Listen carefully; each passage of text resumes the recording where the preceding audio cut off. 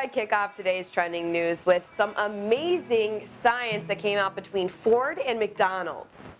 Ford is recycling the McDonald's coffee waste into car parts. Food waste from McDonald's will go to a lab instead of a landfill to be engineered into bioplastics. The hope is to make car parts lighter, use less petroleum, and lower CO2 emissions. Whoa, whoa, whoa, whoa, let's back up because that stuff unfortunately doesn't happen overnight.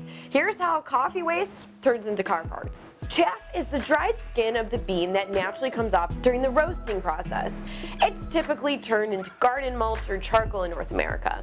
Now, the company's found that chaff can be converted into a durable material to reinforce certain vehicle parts, primarily the plastic headlamp housing used in some cars. By heating the chaff to a high temperature under low oxygen, mixing it with plastic and other additives, and turning it into pellets, the material can be formed into various shapes. This whole thing is something that Ford came up with a few years ago and has been working with McDonald's with, but they're finally putting it into action this year. Speaking of coffee, it's National Cookie Day. Celebrate by grabbing a free cookie at shops like Insomnia and Mrs. Fields with purchase. The San Diego-based Ballast Point craft beer brand will now be owned by a small suburban Chicago brand called Kings and Convicts Brewing Company after a $1 billion sale. And the final trending news story is a serious one, but an important one because of its anniversary. The Who has planned its first Cincinnati area concert since the 1979 Stampede tragedy, where 11 fans died and another 24 people were injured on December 3rd, 1979.